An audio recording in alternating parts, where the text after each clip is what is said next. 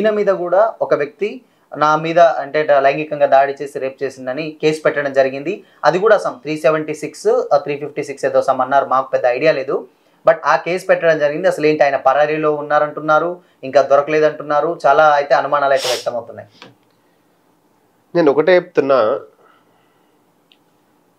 దేశంలో తెల్లతోలు నల్లతోలు అనే రెండు విషయాలున్నాయి. తెల్లతోలు చర్మాలు వాళ్ళ లిమిట్స్ ఉంటే మంచిది.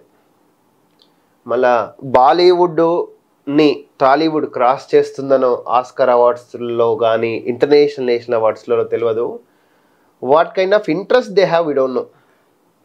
జానీ మాస్టర్ పై కంప్లైంట్ చేసిన ఆమె సౌత్ ఇండియన్ కాదు, north Indian. They came for livelihood here in whatever me cinematography or choreography whatever it may B.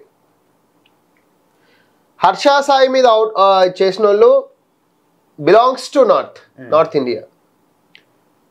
So what kind of the Bollywood interest have on Collywood or Tollywood, so and so, you know, the Malayalam industry, movie industry and Tamil land. ఏం మా హీరోలందరినీ jail కూర్చోబెట్టి ఏం ఉద్ధరించాలనుకుంటున్నారు? కోట్లకు చుట్టూ తిప్పి ఏం ఉద్ధరించాలనుకుంటున్నారు? బతకనీకి వచ్చిన వాళ్ళు బతకదేరు నేర్చుకొని వెళ్ళిపోవాలా. మన రకుల్ ప్రీత్ కూడా కామెంట్ చేసింది కేటీఆర్ మీద. నార్త్ ఇండియన్ ఫ్రమ్ ఢిల్లీ, ఆడొచ్చేమో డ్రగ్స్ కేసులో తమ్ముడు, డ్రగ్స్ కేసులో పడిపోయాడు. మీరు వచ్చి ఈడ సౌత్ ఇండియాలో హైదరాబాద్ బెంగళూరు మొత్తం దీంట్లో బరబత్తల సంసారం చేసుకుంటూ మమ్మల్ని మళ్ళీ జైలు పెట్టుకుంటే అసలు సౌత్ ఇండియాలో ఉన్న చలనచిత్ర నాయకులు ఎక్కడికి వెళ్ళిండ్రు, రాజకీయ నాయకులు ఎక్కడికి వెళ్ళిండ్రు? మీరు ఎంకరేజ్, మీరు సెక్షువల్ డిజార్డర్స్ రాకుండానే మా హీరోలు మీతో కనెక్ట్ అయ్యిండ్రా? ఏం మాట్లాడుతున్నారు మీరు? అసలు ఇష్టం వచ్చినట్టు ఆ 376 305ని ఏదో కొత్తగా ఉన్న బిఎన్ఎస్లో 376 ఐపీసీ ఇష్టం వచ్చినట్టు వాడుకొని రిపీటెడ్ రేపులని నువ్వు కోఆపరేట్ చేయకముందే హర్ష సాయి చేసిండా? చెప్పు. నువ్వే అన్నావు కదా ఒక వీడియోలో, నా హీరో, నా జీరో, నా ఫిలాసఫరు, ఫ్రెండ్, లొట్టపీ సంసారం నువ్వే అన్నావు కదా. ఏం 376 ఎఫ్ఐఆర్ పెట్టేటప్పుడు నీకు అది గుర్తు రాలేదా? మా హీరోలను, సౌత్ ఇండియా హీరోలను కానీ ఇన్ఫ్లుయెన్సర్స్ కానీ యూట్యూబర్స్ని కానీ అవసరానికి తగ్గట్టు వాడుకొని ఇప్పుడు మీ అవసరానికి అన్నో కోట్లు లేకపోతే ఓకేనే పెట్టింటారు 376. ఇప్పుడు ప్రధానంగా ఏంటంటే 376 చాలా మంది ఇప్పుడు అంటే రాజ్ తరుణ్ విషయంతో పోలిస్తే రాజ్ తరుణ్ 376 కాదు 493 జానీ మాస్టర్ 376 రిపీటెడ్ రేప్. అది we accepted. రాస్తారు ఉంది 493 పెళ్లి చేసుకుంటాను మోసం చేసి అది this is not a rape. పెళ్లి చేసుకుంటానని మోసం చేసుకుని అఫీషియల్ గా చేసుకున్నందుకు 493 అది నడుస్తుంది కోర్టులో. It will take due proper as per law. ఇప్పుడు జానీ మాస్టర్ మీద పెట్టిన case and same time Harsha Sai మీద పెట్టిన కేసు కూడా same almost all 376 same section. So above 7 years first తీసుకుపోయి రిమాండ్ జైల్లో కూర్చోబెట్టినా కానీ దాని తర్వాత సంసారం. ఇప్పుడు కోర్టు దీన్ని ఎలా చూస్తుంది అనుకోవచ్చు అంటే ఆమె ఏంటంటే నేను డబ్బుల పరంగా కూడా ఇచ్చాను, 2 కోట్ల వరకు ఇచ్చాను అని ప్రూఫ్ లేమ్మా. నువ్వు ఎంత ఇన్కమ్ ట్యాక్స్ తెచ్చినావు? 2 కోట్లు అంటే ఇన్కమ్ ట్యాక్స్ డిపార్ట్మెంట్ ఫస్ట్ ఆమె ఇల్లు పోయి సీజ్ చేయాలా, మొత్తం సోదాలు చేయండి ఇన్కమ్ ట్యాక్స్ డిపార్ట్మెంట్. నిన్న హైదరాబాద్ లో పెద్ద పొలిటీషియన్స్ చలనచిత్ర వాళ్ళ నిన్ననే జస్ట్ 25 24 వాళ్ళ వెళ్ళి రైడింగ్ చేసింది కదా. పోయి ఇన్కమ్ ట్యాక్స్ డిపార్ట్మెంట్ నేను అడుగుతున్నా, income tax department north India ఎక్కువ అక్కడి నుంచే కంట్రోల్ అవుతుంది. పోయి ఆమె ఇల్లు చెక్ చేయి, 2 కోట్లు ఎక్కడి నుంచి చెప్పమ్మా, మీడియా ముందుకు రా. నువ్వు 2 కోట్లు ఇచ్చినట్టు మీడియా ముందుకు వచ్చినా నువ్వు ఏ ఇయర్ ఎంత సంపాదించినావు, 2 కోట్లు దానికి ఎంత ఇన్కమ్ ట్యాక్స్ పే చేసినావు అని. ఒకటే 2 కోట్లు 20 కోట్లు అంటే యువతలో ఎరిపప్పలా. సో ఇంకోటి ఏంటంటే ఆవిడ ఆల్రెడీ కొంతమంది అంటే హర్ష సాయి మెగా అనే సినిమా, మెగాలో డాన్ అనే సినిమా కూడా తీస్తున్నారు, దాంట్లో కూడా పార్ట్ అయింది. మనందరికి తెలిసి ఇప్పుడు యూట్యూబ్లలో కొన్ని సీన్స్ కూడా మనం చూస్తున్నాం. సో అయినా కానీ ఎందుకని అంటే మేబీ ఏంటంటే ఆవిడ డబ్బుల పరంగా పెట్టింది, నన్ను పలుమార్లు అత్యాచారం చేశాడని కూడా పెట్టింది కదా.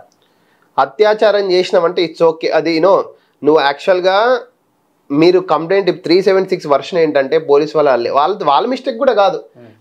అమ్మాయిలు ఇంటెన్షన్గా పెడతారా అన్ఇంటెన్షన్గా పెడతారా తర్వాత సంసారం. అదంతా ఒక 5 డ్యూ ప్రాసెస్లో 4-5 జానీ మాస్టర్కి ఎట్లా పెడుతుందో 4-5 years ఈయన కూడా అట్లే పడుతుంది. తెగాలంటే తీయాలంటే ఎవరికే కానీ. మనం ఇంతకుముందు మనం సేమ్ జానీ మాస్టర్ కూడా డిస్కస్ చేసుకున్నాం. యాంటిసిపేటరీ బెయిల్ ఉంటుంది, 41 CRPC ఉంటుంది. నిజంగా ఈయన దేని మిస్టేక్ లేదంటే he can go to concern high court and can bring anticipatory bail or 41 CRPC as per appropriate 35 BNS కొత్త యాక్ట్ ప్రకారం.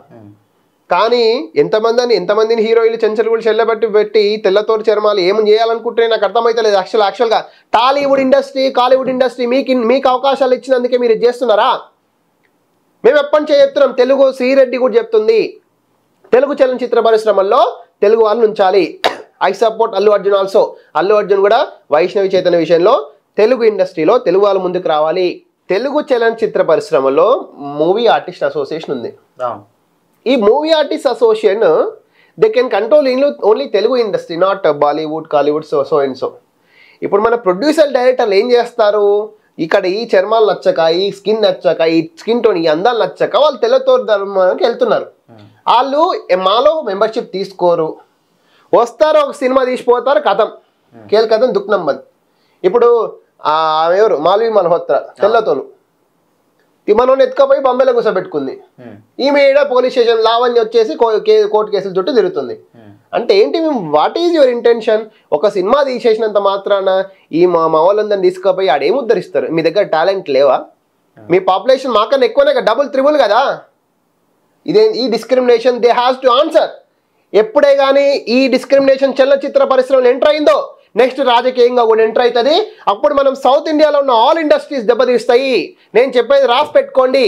It's not against the nation, but మా హక్కులు మాకు ఈ విధంగా డిస్క్రిమినేషన్ అయ్యే దగ్గర మాకు ఆప్తే తప్ప మా అస్తిత్వం చలనచిత్ర రంగంలో కానీ రాజకీయంలో కానీ ఎకనామికల్గా కానీ నిలబడదు డెఫినెట్గా. అంటే ఇప్పుడు ఇక్కడ ఏమైందంటే సార్, అంటే నార్మల్గా ఆవిడ ఏం చెప్తుందంటే నా మీద వ్యక్తిగతంగా, అంటే ఇప్పుడు సౌత్ ఇండియన్ అయినా నార్త్ ఇండియన్ అయినా ఎవరైనా కానీ ఒక మహిళ అంటే ఒక మహిళని నా మీద రేప్ చేసి నాకు దాదాపు 2 కోట్ల వరకు లాస్ చేశాడని. అవును, నువ్వు 2 కోట్లు అన్నావు. నువ్వు 2 కోట్లు ఏలా సంపాదించినవు?